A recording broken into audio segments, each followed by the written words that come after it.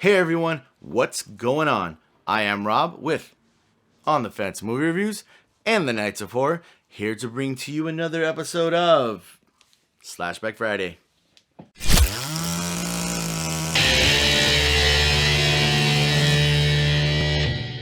Now, in this episode of Slashback Friday, I'm going to review a movie that came out in 2016, and it is simply titled Blair Witch.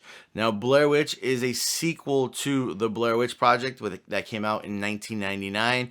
There is a Blair Witch Project 2 that we do not speak of, so mum's the word. So, Blair Witch follows James, who is the, I believe, younger brother of Heather, who is the lead actress in the first movie, who, her and her crew disappear in the forest. And so James has been searching for his sister Heather for years, looking on the internet, trying to find out what goes on there. And I believe it's Burkittsville. So he comes across this video on the internet where this couple had posted it. They claim that they found it near the forest, and so James and his friends get in contact with this couple. They meet up and decide, we're gonna go into the forest and we're going to find out what happened to James's sister Heather. So let me stop right there and just say, I'm going to give, there might be some tiny things that you consider spoilers, some little tiny spoilers if you have not seen the Blair Witch Project or the Blair Witch.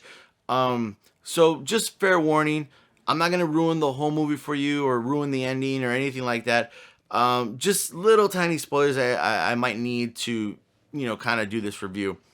So James has his friends. He has this couple, and the guy has been his lifelong friend, since they were kids. They've actually, they talked about it in the movie where they went and looked for Heather, try and find her when they were younger. And then his friend, who was kind of documenting the trip, who actually brings a bunch of cameras. They have these little things, they look like Bluetooth headsets, but they're cameras attached. She has a drone camera. Everyone's got one of these little cameras. And then, she's carrying a camera herself. So she's kind of documenting the trip. She's relatively new to the group, so you kind of get that feeling, at the very beginning where they're, kind of questioning her bringing these cameras and all so much, and what's her purpose there. And so they meet up with this couple who posted the video footage of James, who he thinks he sees his sister in this footage, and he wants to go check it out. So they all get together, they go into the forest, they camp there, and stuff starts to happen. Now, I'm going to stop right there and just tell you what I liked and did not like about this movie. Let me just say this. There are a lot of jump scares, and I'm not against jump scares, but I'm not the biggest fan if you use them repeatedly over and over. It feels cheap, and they use a few too many jump scares in this movie. One scene in particular, one of the people come out of the tent, and then all of a sudden, another person just comes up like, what was that? It's like, out of nowhere. It's like, you're right next to them. Why would you sneak up on your friend who's, something's going on? Why would you sneak up on them and scare them even more? So little things like that. There's a lot of those jump scares in this movie. But with saying that, the way they use the forest, I feel like in the Blair Witch Project, the forest felt very open. It didn't feel like a forest. It just kind of felt woodsy. In this, the forest feels very dense, very enclosed. You feel like you're trapped as as they're walking through with their cameras. You felt very trapped. And with saying that and mentioning the cameras, you have a perspective from everyone's view pretty much, because they're all wearing these little cameras. And I like that because it gives you, the first movie I think they had two cameras, and if that made it feel suspenseful because you were just following these three characters. But in this movie, I believe there's six characters in this movie, and using all these cameras lets you kind of go along with each one of them to see what they're doing and what they're going through. So I like that. And then they have a drone camera, which was a good idea in thought, but I don't think they used it that well because they only used it for a couple shots. And then, something happens to the drone, and then, that's kind of pretty much it. So with the drone, I like the idea of having all the cameras. I like the idea of the drone camera, but they don't, in my opinion, don't use it to its fullest ability of what they could have possibly used it for more creatively, I would say. But so, in saying that, the sound in this movie, it's very like, the crinkling of the forest floor, the wind in the trees. I thought that was very, it was very well done, and it brings that suspense factor with it, because you're hearing things over here, you're hearing things over here, and it it makes you feel like you're like, I need to hold on to my chair, something's gonna happen. Sometimes something does happen, like a jump scare, and sometimes it's just kind of, you're setting a tone for the movie. So I did like that. I thought it was pretty cool.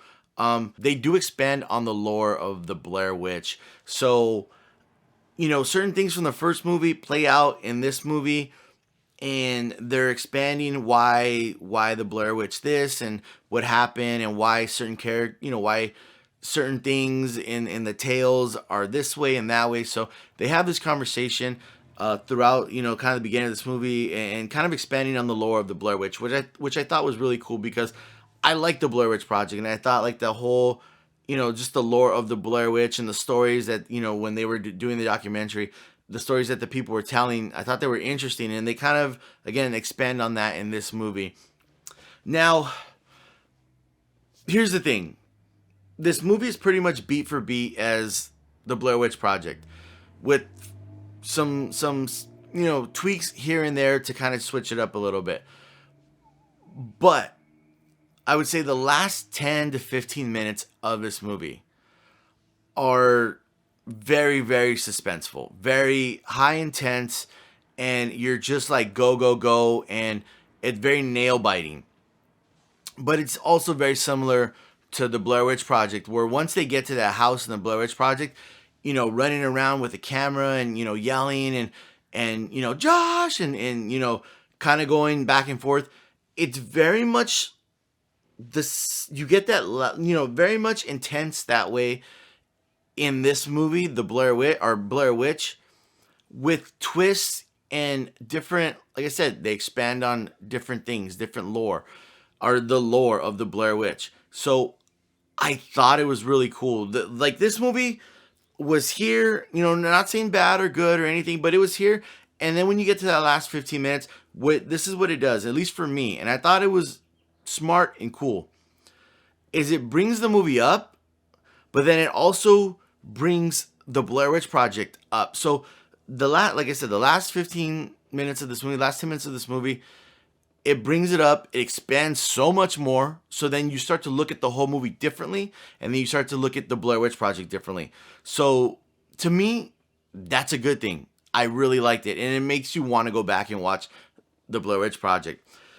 So, and in saying all that, am I going to stay on the fence, or am I going to get off the fence?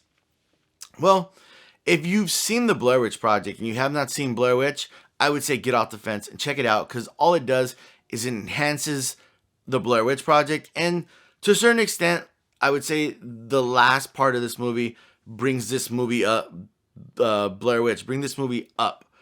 So you take that as you will. If you've not seen either one of these movies and they don't interest you, or you just weren't a fan of the Blair Witch Project, I would say go ahead and just stay on the fence, because it's not the exact same movie. It follows the same beat patterns, with minor tweaks here and there. But if you've seen the Blair Witch Project, get off the fence, check out Blair Witch. If you're really not interested in the Blair Witch Project, or it was just like, yeah, I seen it, it was whatever, you probably won't be a fan of Blair Witch. So I would say stay on the fence. But anyways, in saying all that, I am Rob.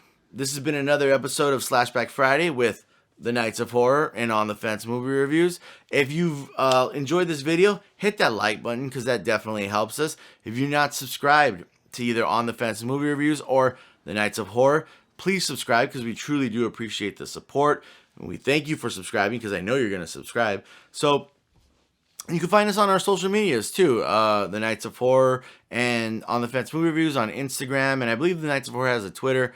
So go ahead and over there, give us a follow, and we would truly appreciate that. But in saying all that, once again, if you go into a forest, make sure your GPS works.